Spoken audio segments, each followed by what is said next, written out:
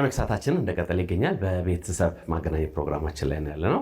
ሁሌም እንደምናደርገው እንግዲህ በአፋላጊ የሚመጡ ቤተሰቦቻችንን መልሰን ደግሞ አንዳንድ ጊዜ እንደዚህ እንጠራለን። ጸጊ ደግሞ ድጋሚ ሲመጡ ደስ ይለናል። ምክንያቱም በአንድም ሆነ በሌላ ጥያቄያቸው ሊመለስ ነው የሚመጡት። አንዳንዶች እንደው መሞቱን ቢሆን ለኔ መስማት ረፍት ነው ይላሉ። ይኑር አይኑር ሳታውቅ ረጅም ዓመት ጥያቄ ይዞ መኖር በራሱ ራሱን የቻለ ትልቅ ችግር ስለሆነ ማለት ነው። ለማንኛውም ዮሴፍ ከበደ እንኳን በድጋሚ በደህና መጣ። እንኳን ደህና ቆያችሁኝ። ዮሴፍ እንግዲህ ከአንድ ወር ገደማ በፊት እኛ ጋር መጥቶ ቤተሰቦች ለመፈለግ ሲል አድርገን የነበረው ቆይታ አለ። እሱን ተመልክተን ተመልሰን እንመጣለን። ዮሴፍ ከበደ እባላለሁ። ከእናትህ አንተ ነህ የተለየኸው? እኔ ነኝ የጠፋሁት። እስኪ ሙሉ ታሪኩን አጫውተን። ያው ተወልጄ ያደግኩት እንግዲህ ሀረር ክፍለ ሀገር የሚባለው ስፔሲፊክ ቦታውን አላውቀውም በልጅነት ስለወጣው እና ጉርሱ የሚባል የወታደሮች ካምፕ አለ እዛ ከተማው ላይ።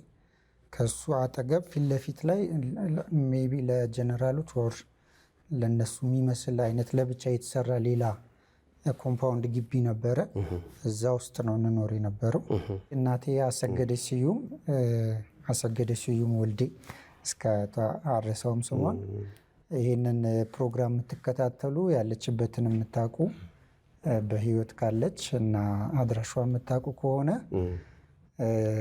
ብታገናኙ ወይም እንድገናኝ እድሉን ብትፈጥሩልኝ ብትነግሯት ትልቅ ባለውለታዬ ትሆናላችሁ እና አይ ሆፕ አገኛታለሁ ብዬ ተስፋ አደርጋለሁ። እንዳፍ ያድርገው። ካርሎስ ሮዛሪዮ ኢንተርናሽናል ፐብሊክ ቻርተር ስኩል በዲሲዩ ለሚኖሩ እንዴት ብዬ ቋንቋዬን አሻሽዬ ጥሩ ሙያ ተምሬ ከዓለም አቀፍ ማህበረሰብ ጋር ተወዳድሬ ኑሮዬን አሻሽላለሁ ካሉ ወደኛ የእንግሊዝኛ ቋንቋን ከምንጩ ተፈላጊ ሙያዎችን በዘርፉ ዕውቅ በሆኑ ባለሙያዎች ሥራ ማፈላለግና ማመልከት ድጋፍ እየተደረገሎት፣ ትራንስፖርት ተመቻችቶሎት ይምጡና በነፃ ይማሩ፣ ህልሞን ያሳኩ። ውስን ቦታ ስላለን ቶሎ ይመዝገቡ። ላለፉት 50 ዓመታት ብዙ ሺህ ዓለም አቀፍ ዜጎችን ለትልቅ ቁም ነገር ያበቃ ካርሎስ ሮዛሪዮ ኢንተርናሽናል ፐብሊክ ቻርተር ስኩል። እግሮች ሁሉ ወደ ሜትሮፖሊታን እየጎረፉ ነው። ሜትሮፖሊታን ሪል ስቴት ቢኖረኝ ብለው የሚመኙትን ቤት ገንብቶ ልባችሁን ሊያሳርፍ ዝግጅቱን ጨርሷል። በዋና ዋና የከተማችን ቦታዎች ባሉት አማራጮች ይምጡና ዛሬውኑ ይጎብኙ።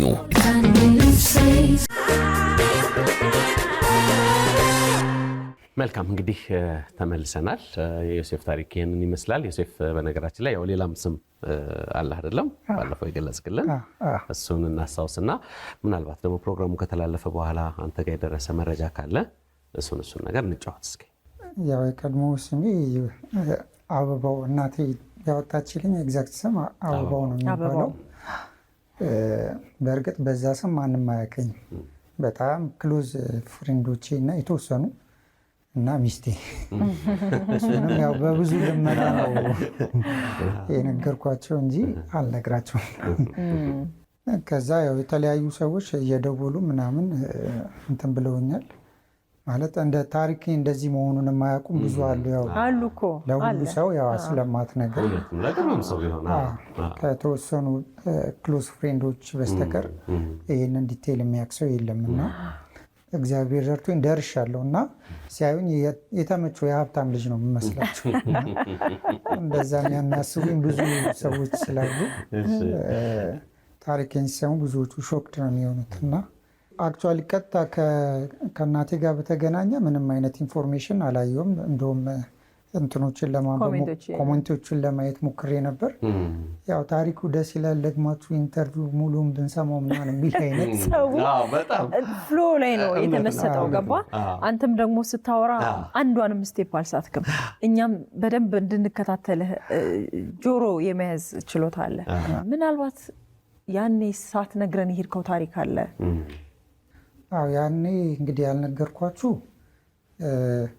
ሜቢ ከአንድ አባት ከአንድ እናት የምንወለድ የኔ ኢሚዲየት ታናሽ የሆነ በቅጥል ስሙ ባርቾ የሚባል በአካባቢው የሚጠራ እሱን የሚያወቅኩት ያው በሰዎች እገዛ የተማሪ ስለነበርኩኝ በቃ እናቴን እንዳገኝ በጣም ዊሽ የሚያደርጉ ሰዎች ስለነበሩ ገንዘብ አዋጡ የሆነ ጊዜ ልከውኝ ነበር ከአዲስ አበባ እና ጉርሱም ድረስ ሄጄ እዛ የልጅነት ሚሞሪ ያለ አካባቢ ብዙም ለውጥ አልነበረውም። እኔ በሄድኩበት ጊዜ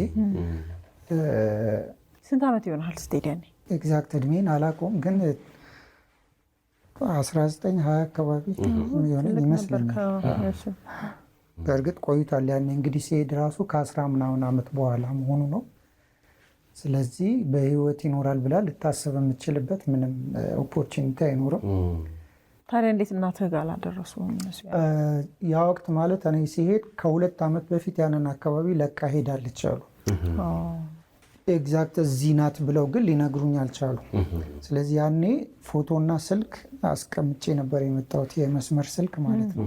ከዚያ በኋላ እንግዲህ ታሪኩ በጣም ሰስፔንስ ነው። በነገራችን ላይ እንደ ፊልም እንኳን ሳስበው ይገርመኛል። ይሄ ያንተ ካራክተር ከትንሽ ጀምሮ አጋጣሚ መጽሐፍ ጀምሬያለሁ። ይሻላል መጨረስ አልቻልኩም እንጂ አሁን እንደዛ ብዙ ሰውም ሲሰማ ዘሴም ሪስፖንስ ስለሚሰጠኝ ቆይቷል። በእርግጥ ከጀመርኩት ግን አሁን ደግሞ ሞር አበረታቶኛል። ይወጣል እና ስለ እናትህ ስታስብ በህይወት ትኖር ይሆን ወይ? በምን አይነት ሁኔታ ውስጥ? ይህ ከባድ ጥያቄ ነው ለኔ። ማለት አሁን ራሱ ጥያቄውን ስጀምር ውስጤ መከፋት ጀመረና ስለ እናቴ በአጋጣሚ እንኳን በሆነ አጋጣሚ ማውራት ከጀመርኩኝ በቃ ከሆነ ጊዜ ጀምሮ ይከፋኛል እና በጣም ማለት እንባ ነው የሚቀድመኝ። እንዲህ ስል በቃ አንዳንዴ እግዚአብሔርን እንዳላሳዝን እጠነቀቃለሁ። ምክንያቱም ሁሉም ነገር ሆኖ አሳድጎኛል።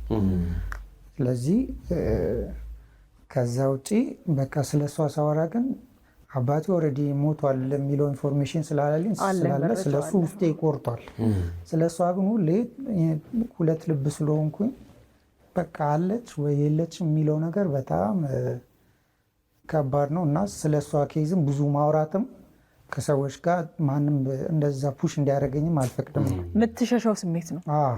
በጣም ከባድ ነው እና ኢቨን ብቻውንም እንዳደገ ሰው ይህን አይነት ፊሊንግ ይኖረኛል ብዬ አስቤ አላቅም እና በተለይ ደግሞ አሁን በቃ ወላጅ የሆንኩ ስመጣ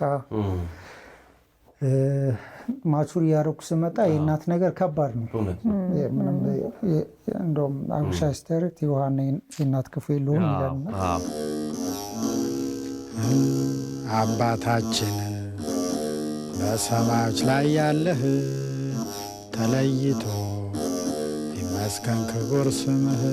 ጠፋ ልጅ አለኝ ትያለሽ አይደለም ወይ አለኝ። አልኩት እኔ እየተከታተልኩት ነው። ቆይ እስቲ እውነት ከሆነ መቼም እነግርሻለሁ እየተከታተልኩ ነው አለ።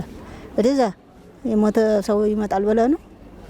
እሱ እኮ በ11 ዓመቱ ነው የተለያችሁ ከእናንተ እና የሞተ ሰው አይመጣም። እሱም በመፈለግ እንኳን ውሻ ሁላ ተነክሻለሁኝ። ብዙ ስቃይ ሀረር ውስጥ ያላየሁት ስቃይ የለም እና እማዬ የሚፈልጉሽ ሰዎች አሉ። ማነው ይፈልገኝ ወደዛ ዝም በልልኝ አልኩት። አሁንም ከዛ እሱ ነው የሚፈልግሽ እኮ አንቺ አይደለሽም እሱ ነው የሚፈልግሽ አለኝ አለ። እውነትና አዎ አበባው ከበደ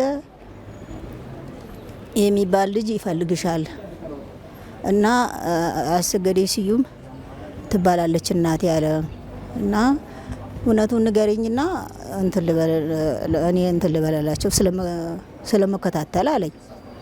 እንግዲያውስ አሰገደ ስዩም ወልዴ ነው፣ ግን አሁን መልኩሻለሁኝ በመልኩስና አያውቅም። ያው በአሰገደ ስዩም ወልዴ ነው የሚያቀኝ። እንደዛ በልና አስተላልፍላቸው አልኩት። ማርያም ሆይ እመቤቴ ሆይ ድንግል። እኔ እውነትም አልመሰለኝም። አገኘዋለሁ በፍጹም እውነትም አልመሰለኝም። ለምን ያልደረስኩበት ቦታ የለም። ከዚህ አዋሳ ድረስ ሄጃለሁ። አዋሳ ተቀምጫለሁ። 5 ወር ሙሉ መከራዬን ስበላ ከርሜያለሁ። ግን በፍጹም ይመጣል ብዬ ሀሳቡ የለኝም። እግዚአብሔር ካለ ደግሞ መቼም ሰው መገናኘት አይቀርም። እሱ ሲል ግን ያው እንግዲህ እውነት ከሆነ አሁንም አይኔ እስካላየ ድረስ እንጃ። አባታችን በሰማዮች ላይ ያለህ። የልጅ ትዝታ በጣም ጥሩ ልጅ ነበረ፣ ግን ያው አባቱ በመሞቱ ነው። ማርያም ሆይ አሁን መጨረሻ ላይ ስገባ አንድ ቀን ምን አለኝ፣ እማዬ አንቺ እኮ እናቴ አይደለሽም አለኝ። ኧረ በስመ አብ ወልድ መንፈስ ቅዱስ፣ አመመህ እንዴ ልጄ? በስመ አብ ወልድ መንፈስ ቅዱስ። ምን ነው?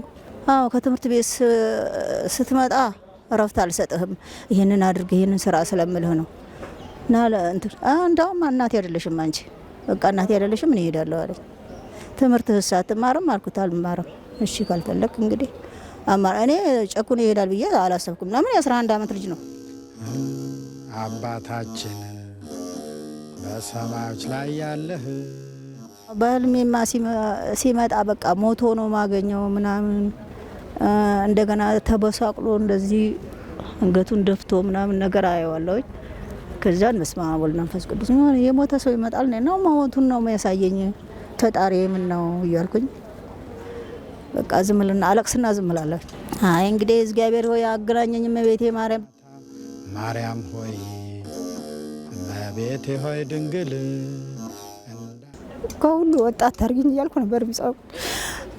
ከ6 ልጅ ሌላም ሰው አግብቼ ከሌላም ሰው ወልጃለሁኝ። ግን ከ6 ልጅ መካከል ዛሬ እኔ ብቸኛ ነኝ። ይኸው አንዱ ብቻ ነው አጠገቤ ያለው።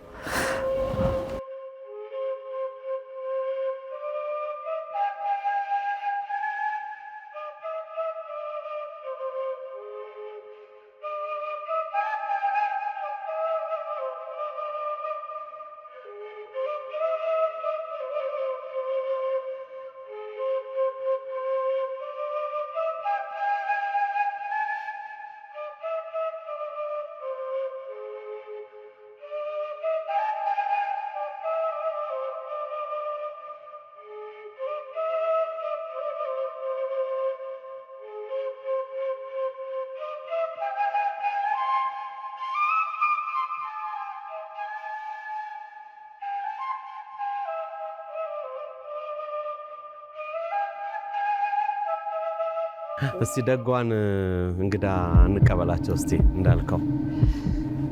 ማሆይ እንኳን ደህና መጡ። እንኳን ደህና መጡ። እንኳን ደህና ቆያችሁ። እስቲ ልጆትን ያገኙት። ዮሴፍ እንኳን ደስ አለ። እናት ናቸው።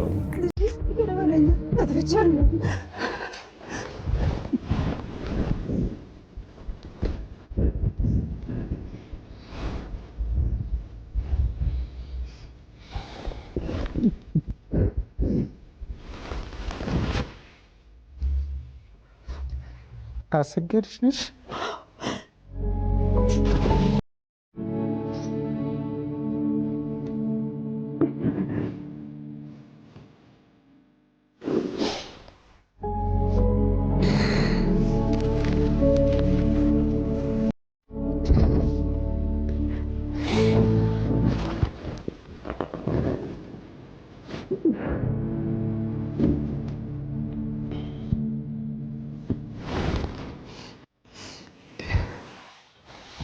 እንኳን ደህና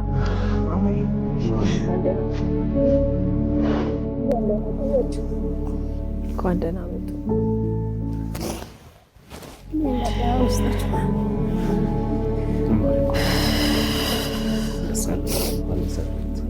ዮሴፍ እንደምነት ማለት ደህና ናት። ዮሴፍ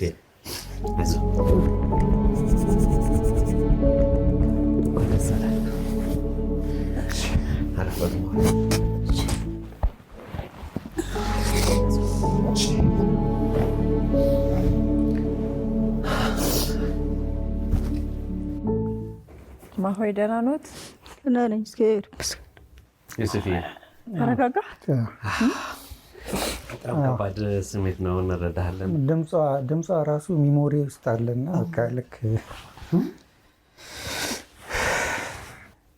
ያኔ ልጅ ሆኖ የጠፋው ቦትን ልጅ እንግዲህ ከ20 ዓመት በላይ አይደለም ታሪኩን ሲናገሩ ሰምተው ከነበረ ብዙ ነገር አጫውቶናልና እስኪ ከእርሱ አንደበት መስማት ስለምፈልግ ስለ ልጆ የድሮ ስሙን ጠርተው እንዴት እንደጠፋቦ እስኪ ንገሩን ማሆይ። እንግዲህ ጥሩ ልጅ ነበረ፣ ታዛዥ ነበረ እና የሱ ወንድሞችና ሌላ ተከታይ እህት ነበረችው። ወንድሙ ማን ይባላል? በሪውን ከበደ። ልክ ነህ። አየህ እና አለምነሽ ከበደ ነበረች። አለምነሽ የለችም፣ በህይወት የለችም። እና ያው እኔ እነግዳለሁ ከጉርስም ጅጅጋ፣ ከጅጅጋ ጉርስ እየተመላለስኩኝ አንድ ቀን መጣና ምን እንደነካው እኔ እንጃ። እንግዲህ ቤት ውስጥ ልጆችን ጠብቅ ብዬ ስለሚሄድ ነው መሰለኝ። እኔማ ትምህርቱንም አልማርም፣ አንቺም እናቴ አይደለሽም አለኝ። እንዴት ሆኜ አልኩት። እናቴ አይደለም በቃ እናቴ ካልሆንኩ ሂድ ወደዛ አልኩት። ስንት አመቱ ነበር ያኔ? 11 አመቱ። ትልቅ ነበርክ። አሁን ትክክለኛው እድሜ በዚህ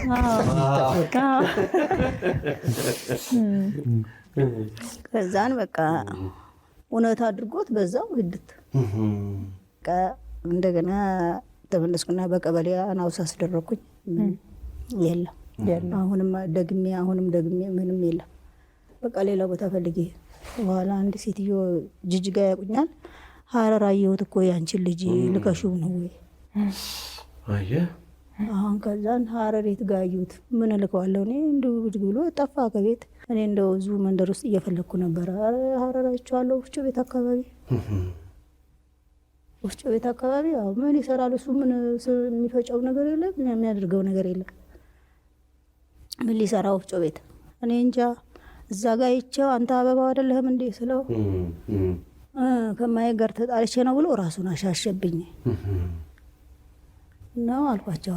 ተነሳሁና የዛኑ ለታ ተነስቼ በደርሶ መልሱ ሀረር ሄድኩኝ። ልጅ አዝለው ነበር ያኔ?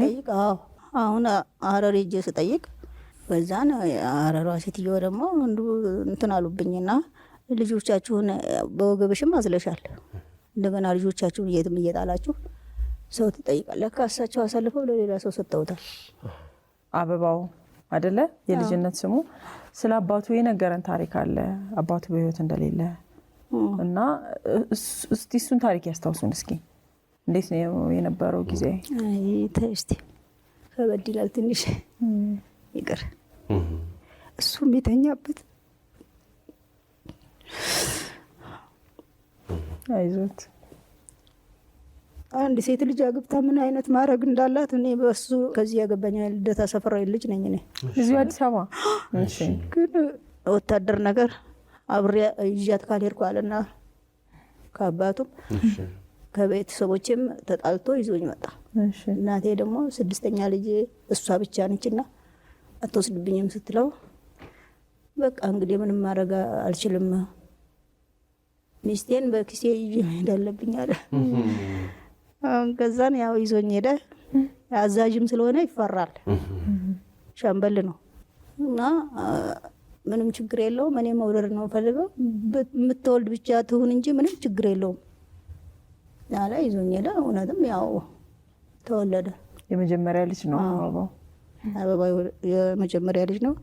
በሪውን ከበደ የሁለተኛ፣ አለምነሽ ከበደ ነፍሷን ይማር በ7 ዓመቷ ሞተችብኝ እሷ ደግሞ እና ከዛን በቃ ቆንጆ ማድረግ ነበረ። እዛ ጎንደር ሄጄ ነው የወለድኩት ከሆነች ከእናት ከአባቱ ቤት።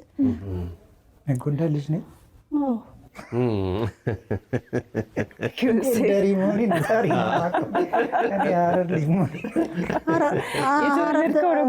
እንጂ እኮ የተወለድከው ጎንደር ነው። እምብርት የተቀበረው ጎንደር ነው። ከተወለደ በኋላ እንደገና እሱ እኔ ብቻዬን መኖር አልችልምና ሚስቴን አምጪ ያላት ከእናትየዋ ንጥቅ አረገኝና የ5 ወር ልጅ ይዤ መጣሁ። ከዛ ይሄኛው ልክ የዓመት ልጅ ሲሆነው በሪሁን ተፈጠረ። በሪሁን ተወልዶ ደግሞ የ2 ዓመት ልጅ እንደሆነ 2ኛ ዓመቱ እንደያዘ አሁንም ድጋሚ ሴቷን እርጉዝ ነኝ። ከዛ እሱ በአጋጣሚ እንግዲህ ያው ጦር ሜዳ ላይ ቀረ ወጣና እዛን በቃ ከዛም በኋላ ምን ዝብርቅርቅ ያለ ነገር ሆነ። ቤተሰቦቹም ምንም ለመርዳት አልቻሉም። ከዛን በቃ በየሰው ቤት እየጋገርኩ ልብስ እያጠብኩ ምን እያልኩኝ እኔ ሳልሰለችው እሱ ሰለቸኝ። በእርግጥም የልጅነት ጉዳይ ነው፣ ፍላጎቱን አላሟላለትም። የልጅነት እውነት ነው። እውነት ነው። ይሄ ነው፣ ሌላ ምንም ትርጉም አይኖረው። አዎ የልጅነት ጉዳይ ነው። ሰዎችም ደግሞ ላልቸገራቸው ነገር ብዙ ስለሚያወሩበት ምናልባት ሊሰማውም ይችላል እና በቃ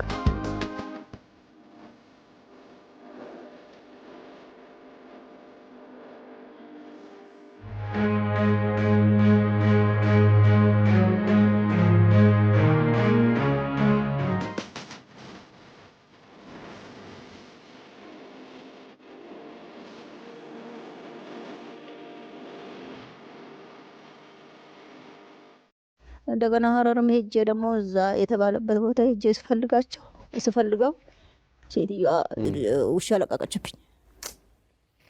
የቤቷ ጌታ የምን ልጅ ነው የምትፈልጊው? እዛ በየምናምን ተው እየጣላችሁ ምናምን አለችኝና በእናትሽ እኔ ጥያው አይደለም ድንገት ነው የመጣው በአጋጣሚ ነው።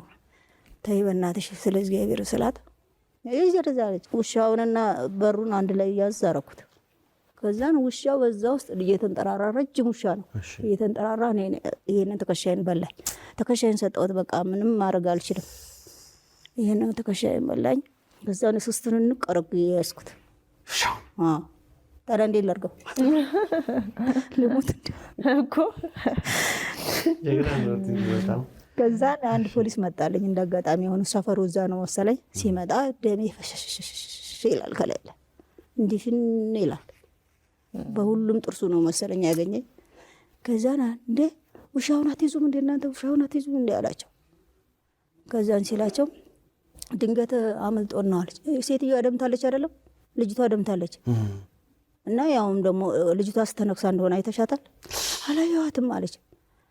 ከዛ ነይ ውጪ አላትና በይ አሁን ወስደሽ ሌላ ውስጥ ሳንገባ እኔና አንቺ ፖሊስ ጣቢያ አስመዝግቢ። ውሻው ጤንነቱን የምታውቂ ከሆነ ሴትዮዋን አሳክሚ። አሁን ይሄ ሁሉ ታሪክ የሆነው እንግዲህ ልጆትን ለመፈለግ በመጡ ሰዓት ማለት ነው። እሱን ሊፈልጉ ወደ ሀረር ሲመጡ ነው። በህይወት ኖራችሁ መገናኘታችሁ በጣም እድለኛ ናችሁ። ዮሴፍ በጣም እድለኛ ነው። ማሆ እርሶም በጣም እድለኛ ነውና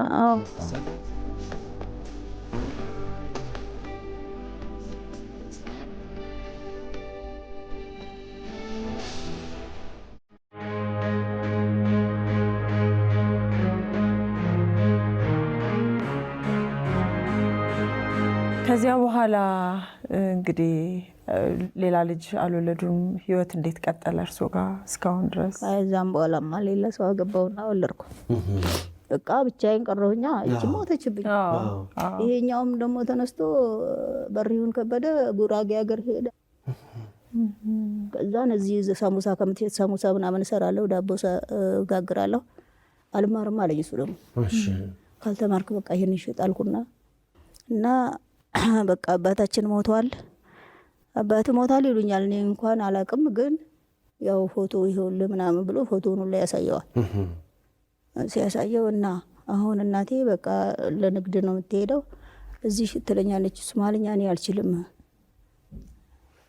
እና ሶማሌዎቹ ይወስዱብኝና እሷ ያለችው ዋጋ ብርና የሚሸጠው ነገር በጣም እንትን እያለብኝ ነው። ስለዚህ ውሰደኝ ባክህን አንተ ይለዋል።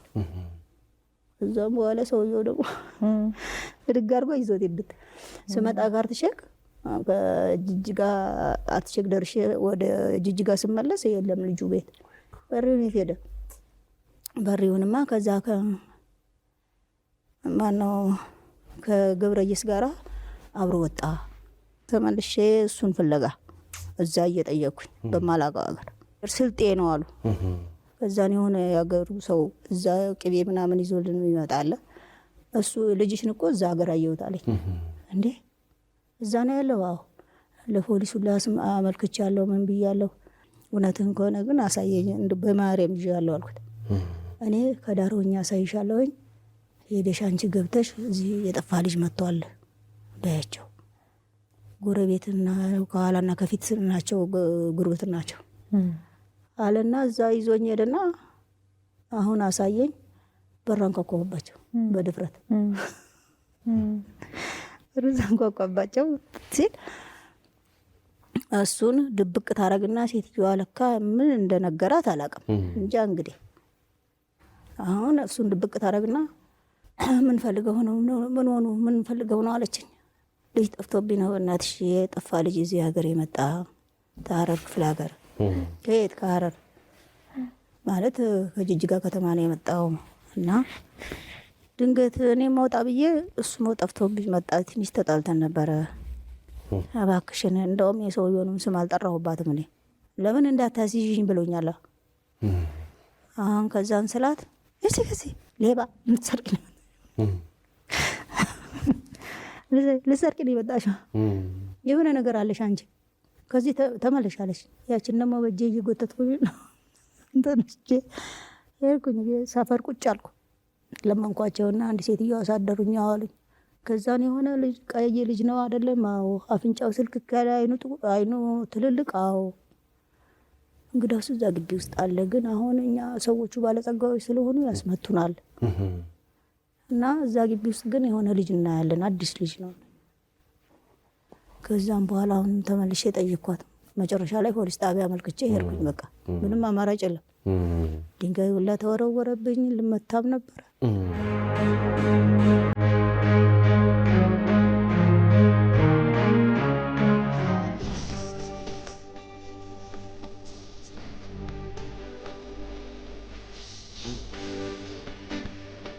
ሁለተኛ ባል አገቡ አይደለ? ልጅ ወለድኩ።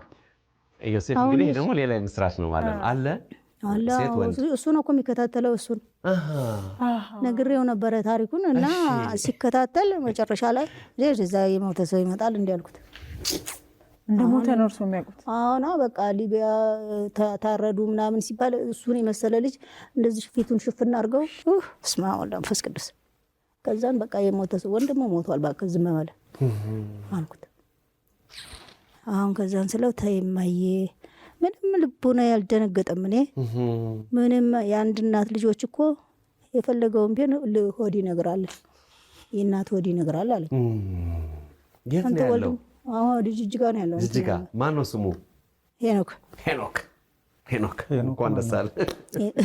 ሄኖክ ተሾመ። ልብህ ነግሮሃል በደንብ ዮሴፍ። ደግሞ ተጨማሪ ወንድም አዲስ ወንድም መጣለ ማለት ነው። እሺ በሪውንስ አለ አይደለም? አይ በሪውን እንደጠፋ ቀረ። መጨረሻ ላይ በግድ በፖሊሶች ብርታት ግን አለ በህይወት አለ። እዛ ከመጣ በኋላ እዛም በኋላ ወደ ውጭ ወጣለሁ ብሎ እንጂ አባቱ እንዴት እንደሆነ እሱንም አሁን ፈልገዋል። እንደውም በዚህ አጋጣሚ በሪውን ያው እናትህ ወንድምህ እዚህ ስላሉ ታሪኩንም ስለምታውቀው ካለህበት አለሁ በለን ደግሞ እሱን ፈላጊ ነው ማለት ነው አይደለ? እንዴት ነህ? ማለት ምን አይነት ስሜት ይሰማል? ምንም ቃል የለኝም። አሁን እንደገና እንደ አዲስ ምዕራፍ ነው በቃ በህይወቴ ለእኔ ማለት ነው። ቻፕተር 2 ነው የመጽሐፉ። እናቴ ነሽ ዓለሜ ሰላሜ ነሽ ለኔማ አይበዋልኩበት ከተማ። ማሆይ እስኪ ልጆትን በደንብ እዩት እስኪ። ኧረ ከዓይን አይተርፈው። እማዬ ልበልሽ ያውት ቀፍ አድርጋችሁ እስኪ በእናትህ።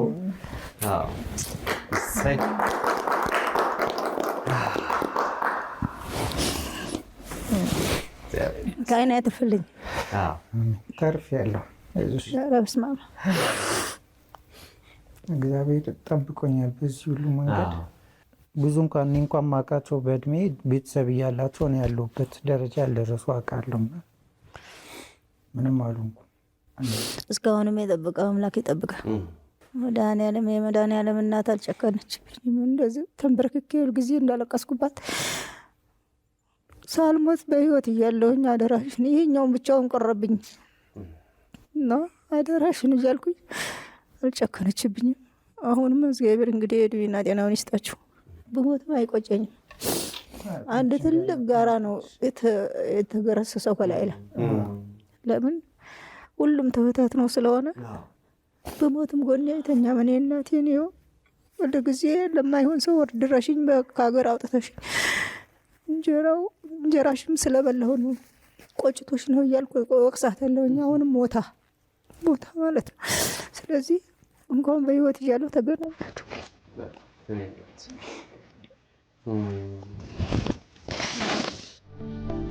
አትርፈኝ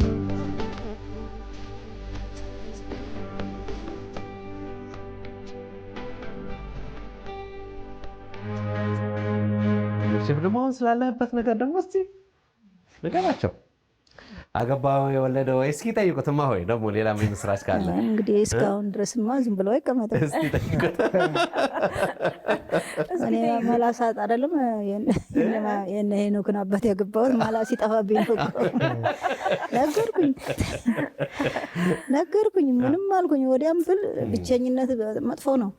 ብዙ ማጥቃት መጣብኝ። በቃ እሱን አገባሁ ቻልኩኝ። ያው ተሳካም። እሱም እንግዲህ ነፍሱን ይማረው። እሱም እንግዲህ ያው አንቺ ያወጣሽልኝ ስም እዚህ ብዙ ሰው አያውቀውም።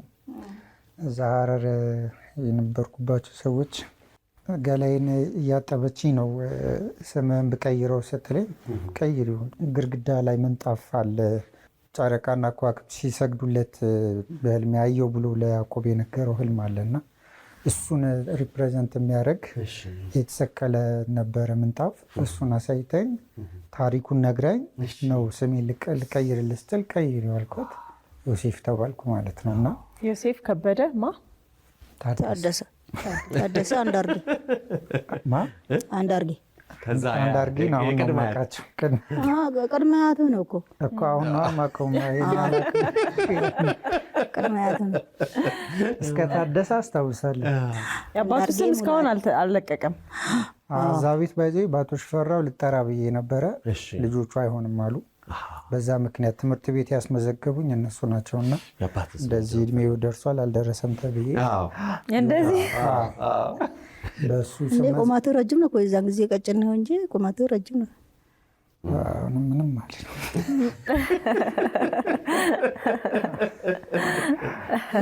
በጣም ረጅምና ግዙፍ ነው። ስለዚህ እንዴ ልጅ ደግሞ ሚስት ነች ነው። አዎ በደንብ እሱን መልክ አላስታውስም። አንተ አታስታውስም?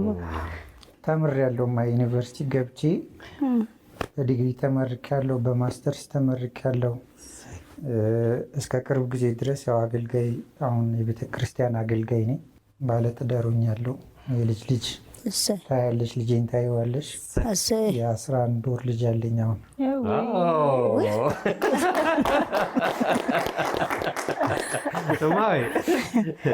ልደቱም በቃ ደርሷል። አንድ ወር ነው። ልደት አንድ ላይ ነው የምታከብሩት? የዘንድሮ የፋሲካ በዓል እናንተ ቤት በልዩ ነው የሚከበረው ማለት ነው። እናትህ እንዲጎንበስ እያልክ ታያለህ። መልኳን ሞራይዝ እያደረኩት መጣልህ ልጅነት። ይሄ ገጽቷ ቆጨኔን ነው እንመሳሰለን።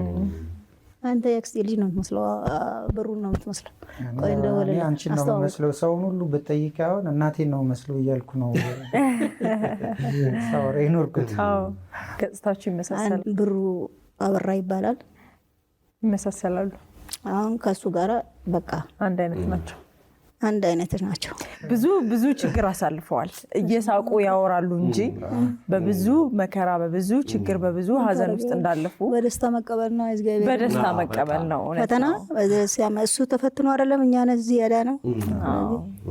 እኔም ተፈትኜ እንግዲህ ለዚህ ካበቃኝ ደግሞ ለክብሩ አብቅቶኛል።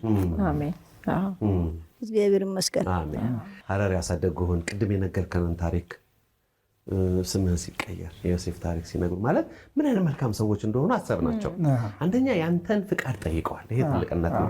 አንተም ያንን ውለታ አልረሳህም። መስከር ያላቸው እነማን እንደሆኑ ለእነሱ ያለ ምስጋና፣ አብረህ ያደግካቸው እህት ወንድሞች ካሉ ጎረቤት፣ እንደዚህ ይሄ ጥሩ አጋጣሚ ነው ብዬ አስባለሁ። ከሁሉ በላይ ያው እግዚአብሔር ይመስገን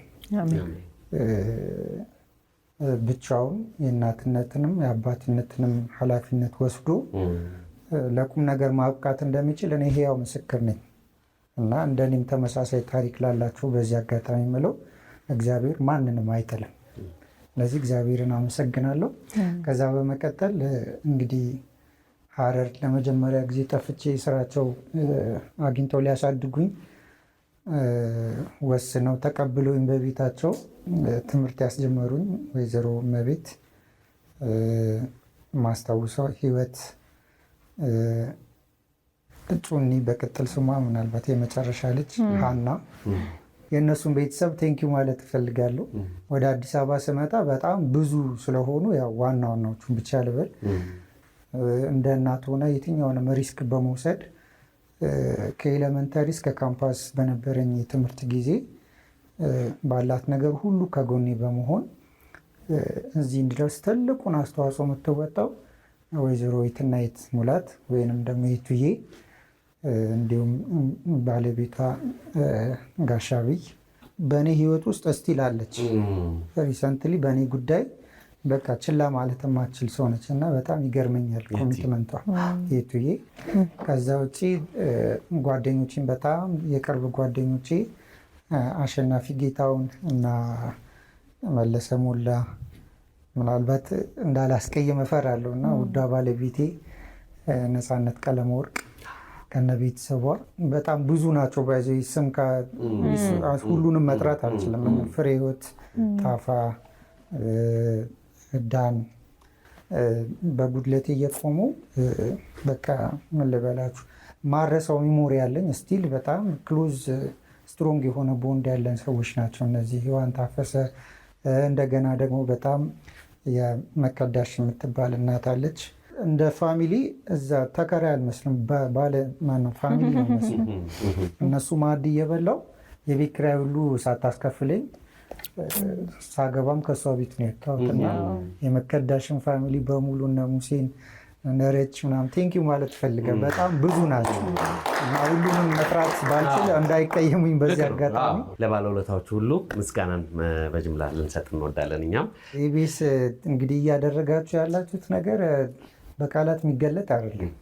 በጣም ትልቅ ስራ ነው እየሰራችሁ ያላችሁት። ያው ኢሞሽናል ስለሆንኩ የዘነጋሁት ሶሪ እና በጣም ቴንኪው ማለት እፈልጋለሁ። እናንተን እንደዚህ አይነት እድሜና ጤናውን ይስጥልን እየሰራችሁ ስላለ በርቱ ማለት እፈልጋለሁ። እናመሰግናለን። ኬኩን እናመጣና አሁን ሻምፓኝ አድርገን አይደለ፣ ከዛ በእናታችን ምርቃት እንጨርሳለን ማለት ነው። ወደዛው እናልፋለን። አብራችሁ ቆዩ።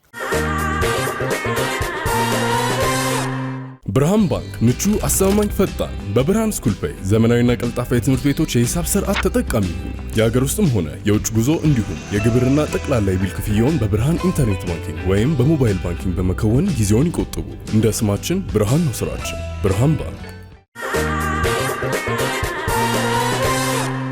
እማሆይ ከድሬዳዋ፣ ዮሴፍ ደግሞ ከዚሁ ከአዲስ አበባ ብዙ ታሪክ ያላቸው እናትና ልጅ ናቸው። ብዙ ውጣ ውረድ አሳልፈዋል። እግዚአብሔር ደግሞ ይህን ቀን ሰጥቷቸው ዛሬ ተገናኝተዋል። በጣም ትልቅ ደስታ ነው ያለው በስቱዲያችን። እንግዲህ የደስታውን ደግሞ ኬክ ከመቁረሳችን በፊት ጸጊ ምን ያስፈልገናል? እማሆይ ይመርቁናል። ለዚህ ላደረጋችሁልኝ እድሜና ጤናውን ይስጥልኝ። አሜን። ሁሉ በበረከት ያድሳችሁ እግዚአብሔር። አሜን። እንቅላታችሁን አይለወጥባችሁ። ይህንን መንፈስ ከላያችሁ ላይ ያንሳላችሁ እግዚአብሔር። አዎ በጣም ቆንጆ ነገር ነው የምትሰሩት። በጣም አመሰግናለሁኝ። እኔም ያው እንግዲህ ከታሰርኩበት ተፈትቻለሁ ዛሬ። በቃ ከዚህ በኋላ ደስታ ነው። እሺ፣ አዎ፣ ለቅሶ የለም፣ ለቅሶ የለም፣ ደስታ ነው። ሰበን ገብርኤል በጣም አመሰግናለሁኝ። አባቶቼ እግዚአብሔር ይስጣቸው። እዚህ ተሯሩጠው አንድ ልጅ ደግሞ እኔ ስሙንም አላውቅም፣ ግን እንትኑ ለትራንስፖርት ላይ ረዳኝ። ስሙ እንደዚህ ነው ጠፍቶብኝ ልፈልግ ነው ስለው 2000 ብር አምጥቶ ሰጠኝ እና ሄዱ ፈልጉ አግኙት፣ አይዞት አለሁ እኔ። እግዚአብሔር እድሜና ጤናውን ይስጥልኝ። እንደሱ ደግሞ ወልዶ ከብሮ ያሳየኝ። አሜን አሜን አሜን። እግዚአብሔር ይመስገን ስለ ሁሉም ነገር። ይህንን ኬክ እናንተ ስለተገናኛችሁ ጥያቄያችሁ ስለተመለሰ ብቻ ሳይሆን በህይወት ኖራችሁ ይሄን ነገር ማየት ይሄንን ቀን ማየት እዚህ ጋር መድረስ ቀላል ነገር አይደለም እና ለዛኛም በጣም ደስ ስላለን እንግዲህ እንኳን ደስ ያላችሁ እያለን እናንተም ይሄን ኬክ ቆረሱ። ይሁንም ሻምፓኛ እንኳን ደስ ያላችሁ፣ እንኳን ደስ ያላችሁ፣ እንኳን ደስ ያላችሁ፣ እንኳን ደስ ያላችሁ፣ እንኳን ደስ ያላችሁ። ማይ ማልቀስ የለም በቃ አይለቅስ። አይዞት አይዞት።